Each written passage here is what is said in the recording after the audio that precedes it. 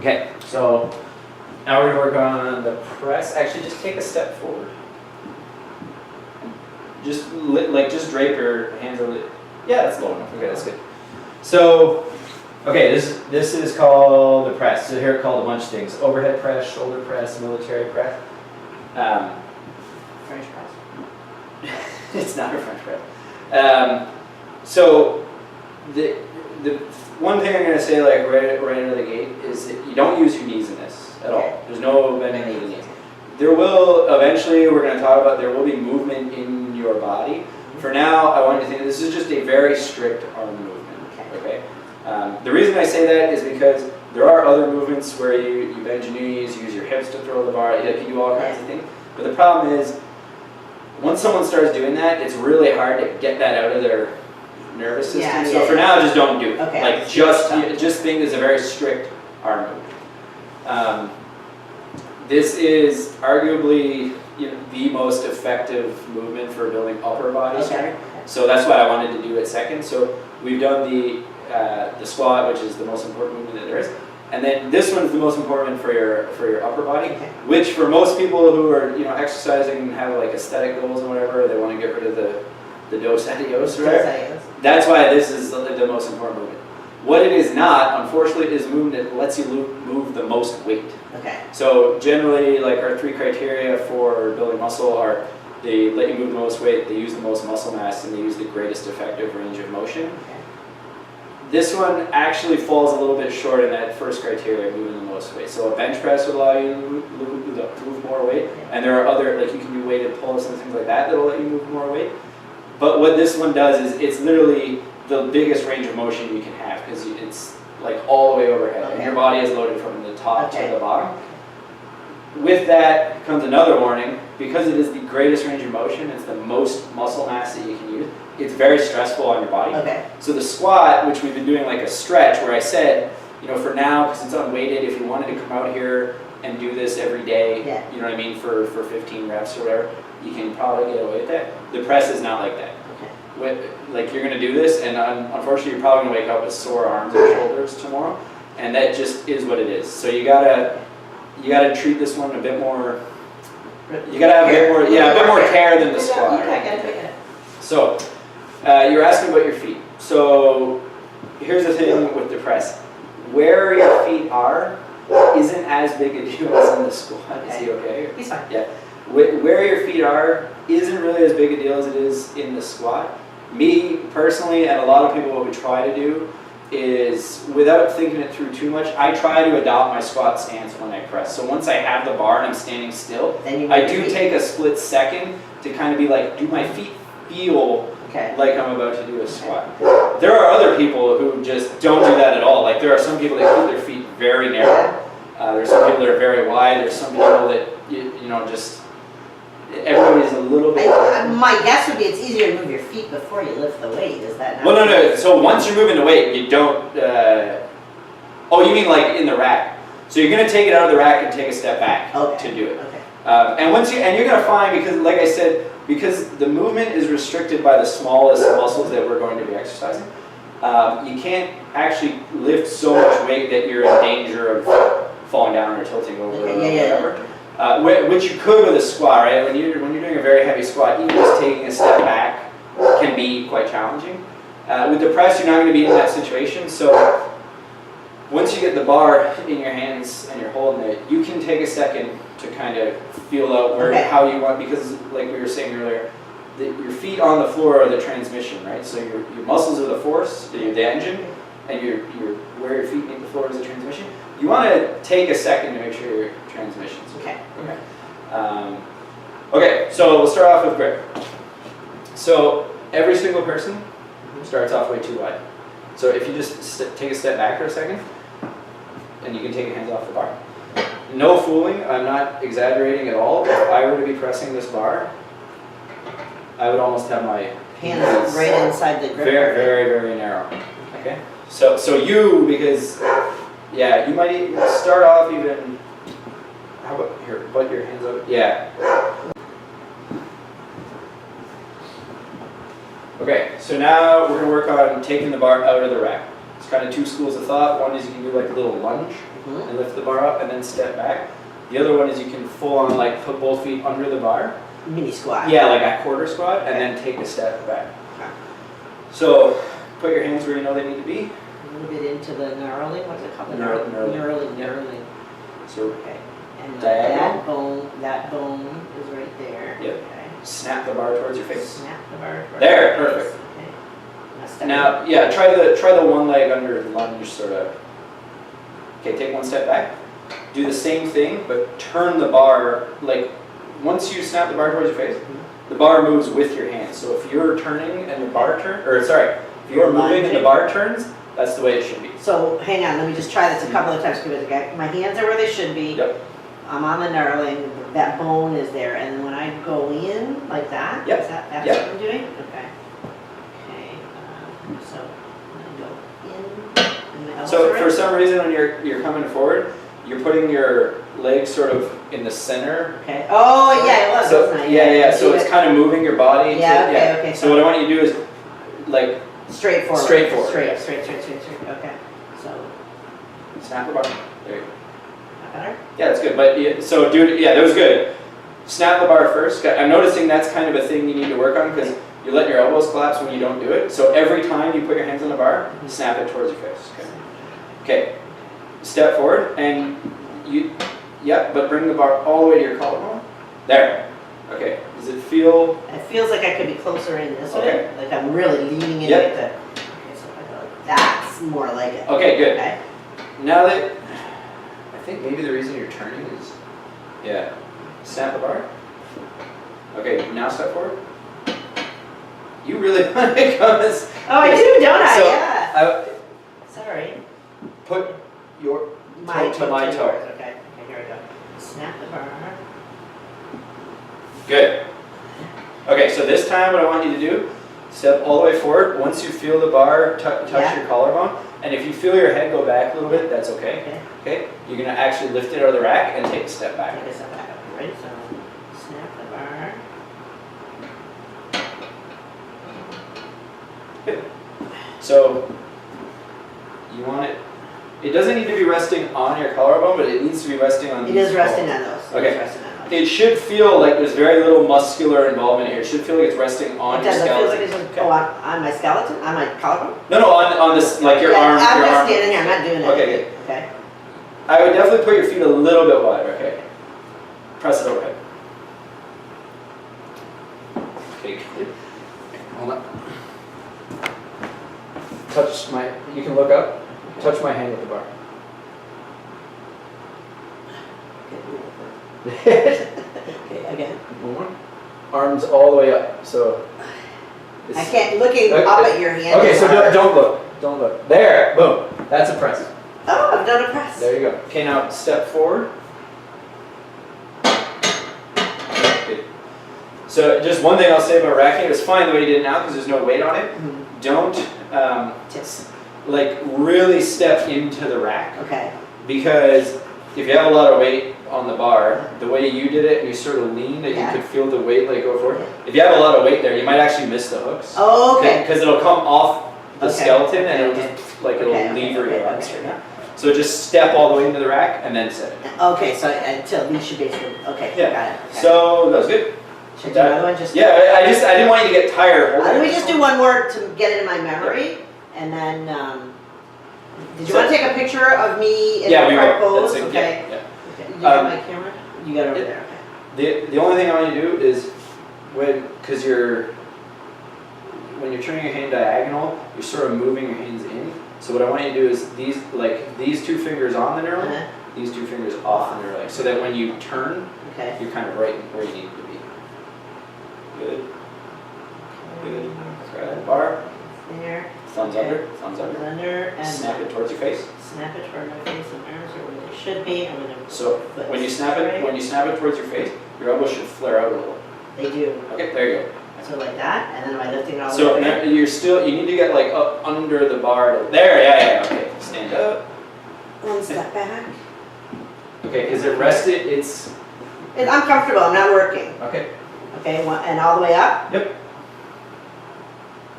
So that's out in front of you. I need you to push it back over your head. Push your head forward. Come back down. So I want you to push up and think of your body like a bow and push your hips forward. There, boom. Got it? Yeah. So you're doing a little bit of like an arc. You should, when you push it, need to move your head out of the way. Oh, okay. Like if you're going in a straight line, it would probably hit you in the nose. Okay. So I'm probably ready to put this back on the rack. Okay, do it. Okay. So then it's up here, and am I bringing it down to the rack? Is that what I'm doing? No, Am I doing that? down into like your front rack position, so like where it's resting on your skeleton. Okay. And now step forward till you hear the clangs.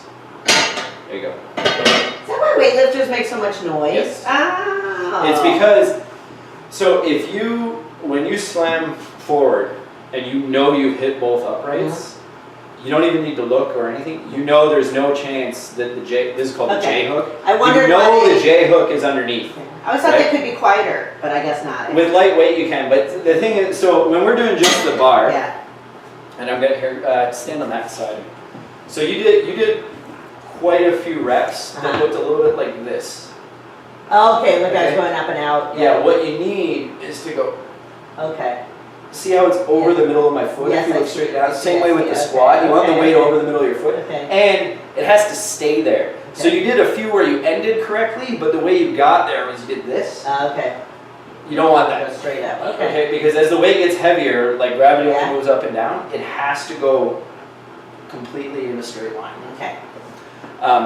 But yes, the reason weightlifters make so much noise is that once that weight gets heavy, if you cant it forward just a little bit, it will pull your arms straight down.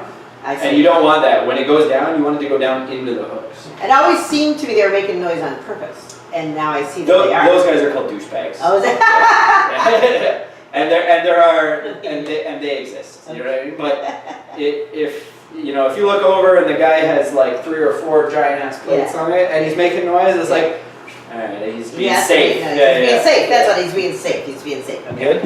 Very good. Okay. Awesome. Okay. Okay.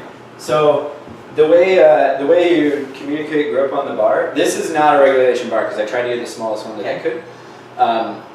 Normally on a regulation bar, there's knurling like this, and there's little rings on there, 32 inches apart. Okay. And most people measure grips on the bar between the knurling and the smooth, and they use finger widths. Okay, So finger me widths, personally, when I walk up to a regulation bar, I know that I want my fingers about half a width off of the knurling and onto the smooth. So on a regulation bar, it would look like that. So for you right now, I'm going to say you want your hands probably a finger width in from the knurling. Okay. Okay. So what you're going to do is you're going to step under. Are we taping? Yeah, we're taping. You're going to step under the bar, and all I want you to think about for the first time, you're not going to be lifting it, you're just going to be holding it. I want you to step under and push your elbows out in front of the bar. Step under it. This. Yep. Elbows in the front of the bar. Okay, and try to keep your... So go a little wider. Go right to the middle. And push your elbows under the bar. Bring them towards me. A little bit. The bar should be right up on your chest. Oh, on my yeah, chest. yeah. Oh, okay. That's Yeah, good. yeah. I wasn't. Okay. And dip down. There you go. Okay. And push your elbows towards me. There. You're feeling... Take a picture of that. Okay. I'll wait to Actually, my camera's over behind me. Oh, there it is. This is good because I'm going to be able to show you some stuff.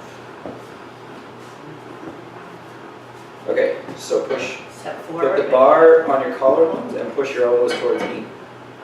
Is that right? Okay, Okay. I'm glad we did this because I'm going to show you something. So, I think I'm pregnant. it's just because you're pushing forward. The reason where your grip width is important is you want your forearm to be straight up and down, to be vertical. Okay. Oh yeah, I see. So, Okay. because what happens is, okay, take a step back and I'll show you with my arm. If I go too wide, say, Yeah. I'm going to exaggerate, if I go very wide, see how my hands are not over my arm? Yeah. Well, I've basically turned my arm into a lever on my elbow, Okay. right? Which you don't want because gravity works straight up and down. Uh-huh. So the weight's going to go straight down, Okay. but my arm's now not going straight up and down. Okay. I want my arm To be straight. Exactly. Okay, so does that make Uh-huh. sense? Okay. Okay, so we got that. So now we're going to talk about grip. So back up one second. It's counterintuitive, and I know we went over fingers, and this is going to change forever. You're not putting the weight across your hand, you're putting the weight diagonal on your hand. The reason for that is the bone that we're trying to keep vertical, Uh-huh. it's not up here when you, Okay. right? It's, trying to think of the word. The same way this torques my arm, Yeah, if it's back, it torques my wrist. okay, This is actually called a moment arm. okay, Okay, it's like turning your joints into little levers. okay, You want to eliminate as many of those as possible. okay, Because you want the power to be going straight up. okay, You don't want it to be going into that lever. okay. Does it make sense? Yep. Yeah. So what we're going to do is when you're going to grip it, and I'll do it exaggerated so you see it. Okay. I want my forearms vertical, but what I want vertical is the bone that ends right here. Okay. Okay. And you can feel it too. Like if you were to, if you were to slap something. Yeah, you feel it. The further away you get from that bone, Yeah. like the less powerful it is, right? If Okay. I just do this, it's nothing. If I, you know what I mean? It's very So powerful. it's called the heel of your hand. Yeah, so the heel of your hand is where you want that bone resting. So when you grab the bar, you're going to find sort of your distance, and for you it was sort of right at the edge of the knurling. What you want right at the edge of that knurling is that bone, Okay. okay? And a trick that I find that really helps me, you don't need to do this while you're lifting, but when you're finding that spot, think about snapping the bar towards you. Like if it was a stick. Oh, trying to do it. okay. So grab it. Okay, so, So put your so start off, don't turn your hand. Start off with your fingers where you know they need to be. okay. My fingers are Right on the edge. Okay, and then Roll your hand forward and turn them diagonally. Now wrap your hands and thumb around the bar. Okay, and straight wrists. So not like this, straight. Okay, now try and snap the bar towards Oh, you. I see, okay, like my Yeah. thumbs are, okay. Yeah. Okay, that So makes sense, okay. yeah, exactly. So Okay. I'd actually say let's get the heel of your hand right on the edge of the bar. All right. So now think about snapping the bar towards you. Toward me? Yeah. Or away, but actually no, not away. Towards you. Okay, And when you do that, do you feel this bone hitting the edge of the bar? yes. Yeah. Okay. That's the feeling that you want to have when you're moving. Okay. When you're moving it.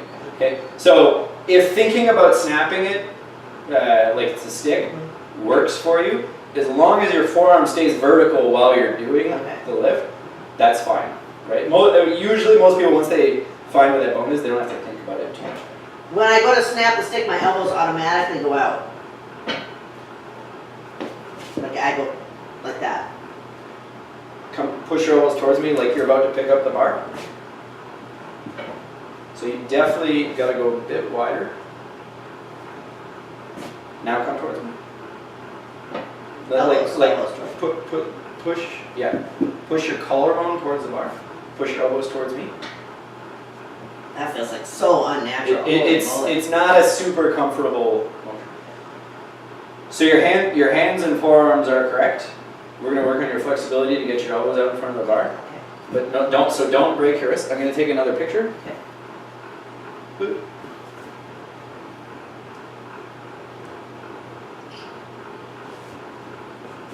Okay, got it. So you see how your finger is sort of right in front of your shoulder Yeah, joint? yeah. That's right where you want it. Okay. Because that, like, vertical, like the same way you're saying you want the weight moving up and down, vertical for your arms is going to be when your hand is right over your shoulder joint. Okay, Make sense? that makes sense. Yeah, that's all I'm going to say about that for now. I'm talking too much. Okay, so you got your hands, you got your grip, you got your forearms. Your feet, we're going to try not to think about too much. Take a step back, and you can take your hands up. So what we're going to do now, and I know this seems like tedious because it's like step by step by step, but that's fine because much the same, you know how the squat, we said the hard part is just the bottom and Yeah, figuring out where everything is? But then the actual squatting up and down part is like very little explanation. yeah. It's the same with the press. You get all of this correct, and then as soon as you have the bar, like, oh, there I go. Okay, You know, if you're yeah. correctly positioned. Okay, that makes sense to me, yeah. So, okay, so now all we're going to talk about now is unracking the bar. So you put your hands on, turn the heel of your hand. Do I unrack the bar from where I am or from where you are? No, from where you are. Okay. Yeah, I'm just demonstrating. So once the heel of your hand is pressing into the bar and you're trying to snap it towards your face, take a step back. There's two ways, there's sort of two schools of thought on taking the bar out of the rack. One is sort of like a lunge, where like you get to here, put the elbows out in front of you, and lift, and then I would So you're step actually back. going down and standing up? You have to, yeah. Okay. Yeah, because much like I was saying about the squat, if things are getting wonky or like you're trying to push it up, you can't get it up, you need to get back in the rack. Yeah. You don't want to have to be pushing it up into the rack. You Yeah. want to just go forward Yeah. and down, right? Yeah, okay. So you can do that, or, and this is more what like a competitor would do because the bar would be so heavy, is you sort of do like a little quarter squat Okay. and then take Okay, a so step it's back. like a combination of a squat. Yeah, so right now what we're going to do is just figure out which one's more natural for you. Okay? Okay. Hands are gonna go like that. Turn the elbows toward you. I- I would put this one like a finger width wide. Yeah.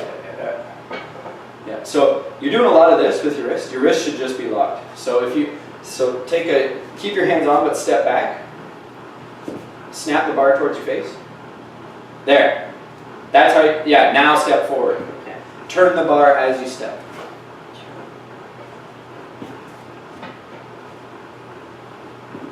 Okay, back up. It's okay. What I mean by turn the bar as you step, once you have your grip on the bar Uh-huh. and it's still in the rack, it stays like that until you're done. So when you step forward, like look at the bar as I step forward. Oh, I see. Right? So when I say turn the bar, I mean actually turn the bar. Oh, but okay. You're not doing it with your wrists the way you've been doing it. Okay. You keep your grip where it needs to be. And And as you your move around the bar, elbows, you okay. move the bar with you.